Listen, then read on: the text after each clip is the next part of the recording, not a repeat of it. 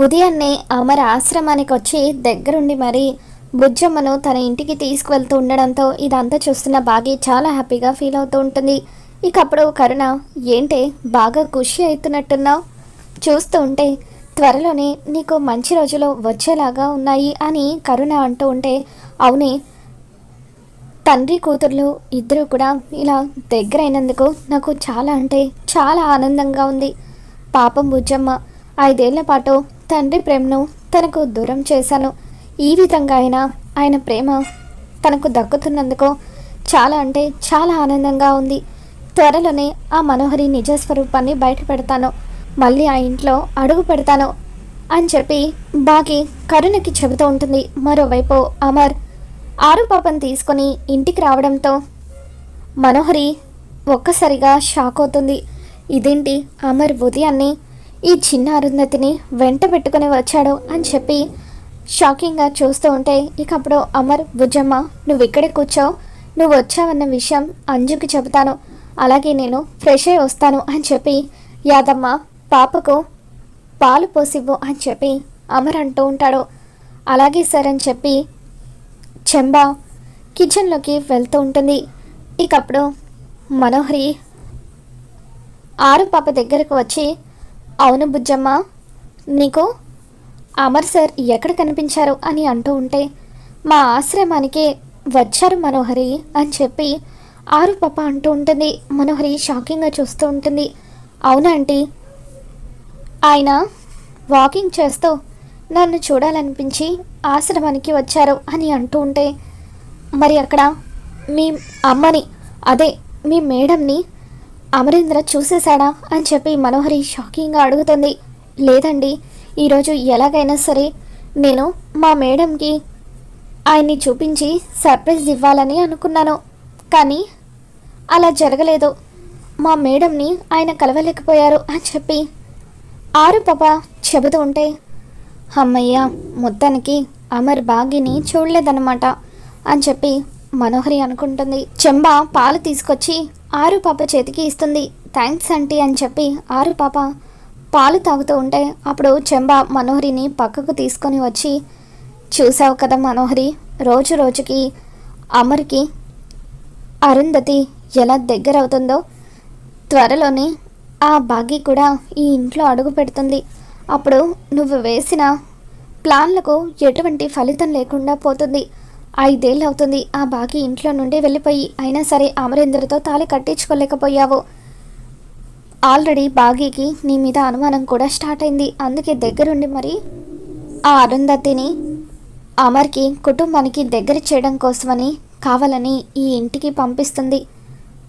నువ్వు ఇక ఏం చేసినా కూడా ఎటువంటి ఫలితం ఉండదు మనోహరి అని చెప్పి చెంబా మనోహరికి చెబుతూ ఉంటుంది. దాంతో మనోహరి, లేదు చెంబా, ఎలాగైనా సరే నేను అనుకున్నది సాధిస్తాను అని చెప్పి అంటూ ఉంటే, ఇక అప్పుడే అంజు బుజ్జమ్మ అని చెప్పి పరిగెత్తుకుంటూ ఆరు పాప దగ్గరికి వస్తుంది.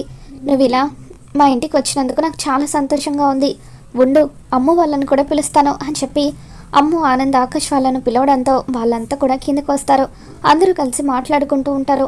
అవును బుజ్జమ్మ, అసలు ఆ పక్షి మీద నువ్వు ఎలా ఎక్కొచ్చావో మా ఫ్రెండ్స్ అందరూ కూడా నీ గురించి ఎంత గొప్పగా మాట్లాడుకుంటున్నారో తెలుసా అని చెప్పి అంజు అంటూ ఉంటే, ఇక అప్పుడు అమ్మో, అవును బుజ్జమ్మ, మా కాలేజ్లో కూడా అందరూ నీ గురించి చెబితే షాక్ అయ్యారని చెప్పి అంటూ ఉంటుంది. మంచి వాళ్ళకు ఎప్పుడు ఆ దేవుడు మంచి చేస్తాడని అంటారు కదా, అలాగే నీ విషయంలో కూడా ఎటువంటి కల్మషం లేని నీ మంచి మనసుకు మంచి జరిగింది బుజ్జమ్మ అని చెప్పి అమ్మో అంటూ ఉంటుంది. ఇక తర్వాత అమర్ కిందికి వస్తాడు. అమ్మో, ఆనంద్, ఆకాష్, మీకు కాలేజ్కి టైం అవుతుంది కదా, మీరు బయలుదేరండి అని అంటూ ఉంటే వాళ్ళందరూ కూడా అక్కడి నుండి వెళ్ళిపోతారు. అంజు, నువ్వు కూడా త్వరగా రెడీ అయ్యి కిందకి రా, బుజ్జమ్మని నిన్ను స్కూల్ దగ్గర డ్రాప్ చేస్తానని చెప్పి అమర్ అంటూ ఉంటాడు. ఇంతలో రాథోడ్ అమర్కి ఫోన్ చేస్తాడు. సార్, మీరు చెప్పిన వ్యక్తిని నేను తీసుకువస్తున్నాను సార్, అతను బయటే ఉన్నాడు అని చెప్పి రాథోడ్ అనడంతో ఇక అప్పుడు అమర్, సరే రాథోడ్, నేను వస్తున్నాను అని చెప్పి అమ్ము వాళ్ళతో, అమ్ము ఒక 10 minutes ఉండండి, ఆ తర్వాత వెళ్దురు కానీ అని చెప్పి వెయిట్ చేయమని చెబుతాడు. అమర్ బయటకు వచ్చిన తర్వాత, ఆ వ్యక్తితో మాట్లాడుతూ రాథోడ్ అన్నీ చెప్పాడు కదా అని అంటూ ఉంటే, చెప్పారు సార్, నేను ఆ పక్షిని ఈ బాక్స్లో తీసుకువచ్చాను అని చెప్పి, ఎవరైతే బ్యాడ్ ఇంటెన్షన్తో ఉంటారో జంతువులతో దాడి చేయించగల శక్తి కలిగి ఉంటారో ఈ పక్షి ద్వారా తెలిసిపోతుంది సార్ అని చెప్పి అతను అమర్కి చెబుతూ ఉంటాడు. ఇక దాంతో అమర్ సరే పదండి అని చెప్పి అతన్ని రాథోడ్ని తీసుకొని ఇంట్లోకి వస్తాడు. అతను ఎవరా అని చెప్పి మనోహరి చెంబ ఇద్దరు కూడా ఆశ్చర్యంగా చూస్తూ ఉంటారు. అవును మనోహరి, ఇతను ఎవరు, ఇతను ఇంతకుముందు ఎప్పుడు కూడా చూడలేదే అని అంటూ ఉంటే, ఏమో చెంబ, నాకు కూడా అదే అర్థం కావట్లేదు, నేను కూడా అతన్ని మొదటిసారి చూస్తున్నాను అని చెప్పి మనోహరి అంటూ ఉంటుంది. ఇక తర్వాత అతను లోపలికి వచ్చాక అమర్ అమ్ముని పిలిచి, అమ్ము, 5 ఏళ్ల క్రితం నీ మీద కుక్క రాబందు దాడి చేసే కదా అని చెప్పి అంటూ ఉంటే, అవును డాడ్ అని చెప్పి అమ్ము అంటూ ఉంటుంది. ఇక దాంతో అమర్, ఒక్కోసారి జంతువులు అనుకోకుండా మనుషుల మీద దాడి చేస్తాయి, ఒక్కోసారి ఇంటెన్షనల్గా కూడా దాడి చేస్తాయి.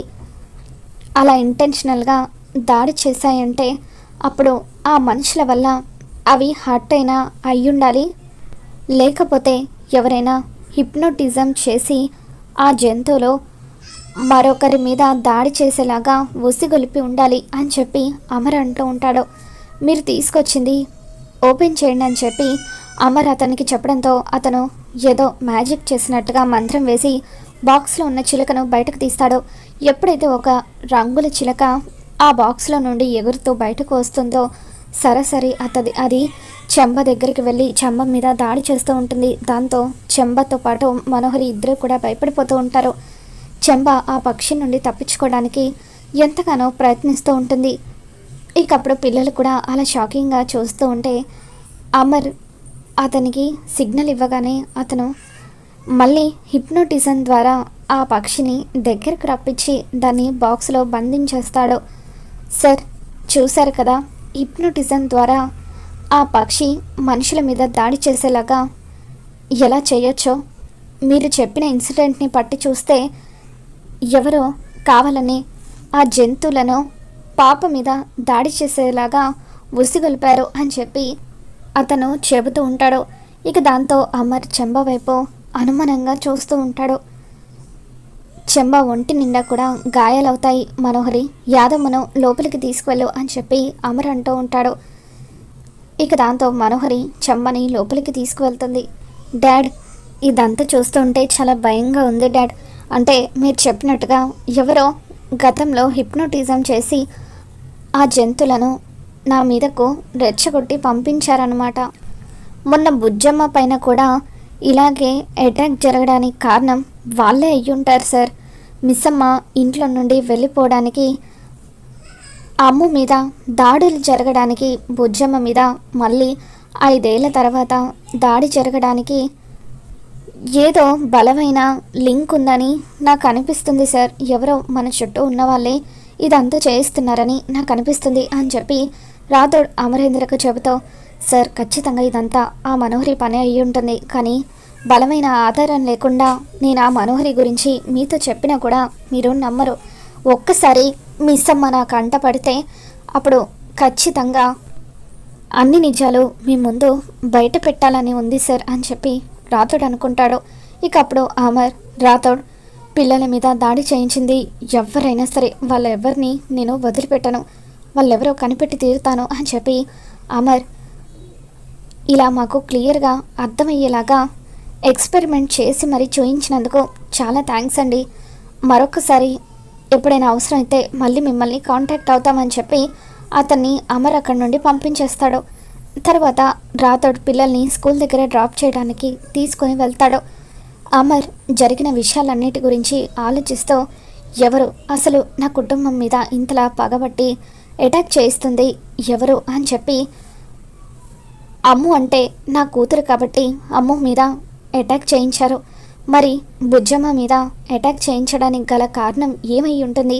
ఒకవేళ ఈ బుజ్జమ్మ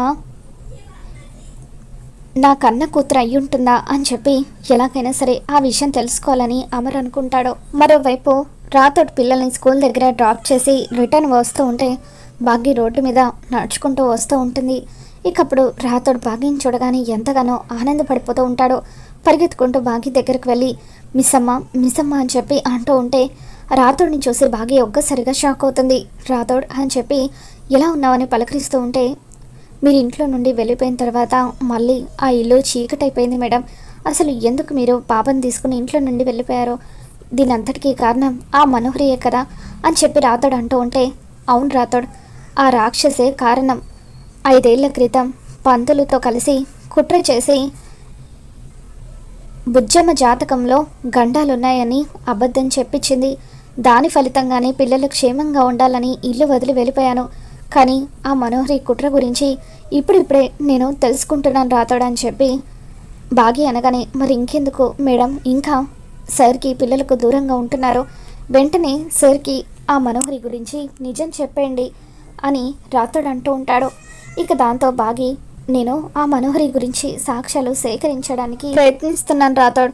ఒక్కసారి సాక్ష్యాలు సేకరించగానే నేను దాన్ని ఇంట్లో నుండి బయటకు గెంటేసి ఆయన ముందుకొచ్చి ఆయన కాళ్ళ మీద పడి క్షమాపణ చెబుతాను అని చెప్పి బాగి అంటూ ఉంటే లేదు మేడం, ఇప్పటికే మీరు నిజం తెలిసిన తర్వాత కూడా సార్కి దూరంగా ఉండి చాలా పెద్ద తప్పు చేస్తున్నారు.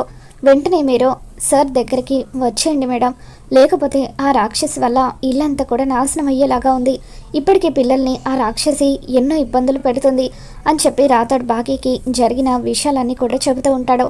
పిల్లల పట్ల మనోహరి ప్రవర్తించే తీరు తెలుసుకుని బాగి సరే రాతోడ్, నా పిల్లలను ఇంతలా బాధ పెడుతున్న ఆ రాక్షసి అంతు చూడ్డానికి ఈరోజే నేను ఆ ఇంట్లో అడుగు పెడతాను. ఆయన్ని, నా కుటుంబాన్ని, పిల్లల్ని ఆ రాక్షసి బారి నుండి రక్షించుకుంటానని చెప్పి బాగి బుజ్జమ్మతో కలిసి అమర్ ఇంట్లో అడుగు పెడుతూ ఉంటుంది. మరి రాబోతున్న ఎపిసోడ్లో ఏం జరగబోతుందో మళ్ళీ మన ఛానల్ తెలుసుకుందాం. ఈ వీడియో మీకు నచ్చినట్లయితే తప్పకుండా లైక్ చేయండి.